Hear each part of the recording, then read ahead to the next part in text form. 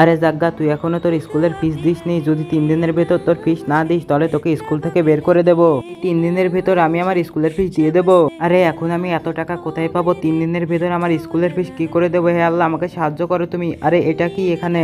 আরে এত দামি জ্যাকেটটা এখানে কে রেখে গেল? চলো এটা আমি আমার কাছে রেখে দিই। অনেক সুন্দর জ্যাকেটটা। আরে এটার পকেটে তো মনে হয় কিছু আছে। আরে এ তো দেখছি অনেকগুলো টাকা। যাকে এই টাকা দিয়ে এখন আমি আমার স্কুলের ফিস দিয়ে দেবো। আরে এটা কি আবার টাকা? তাহলে কি এটা জাদুর জ্যাকেট মনে হয়?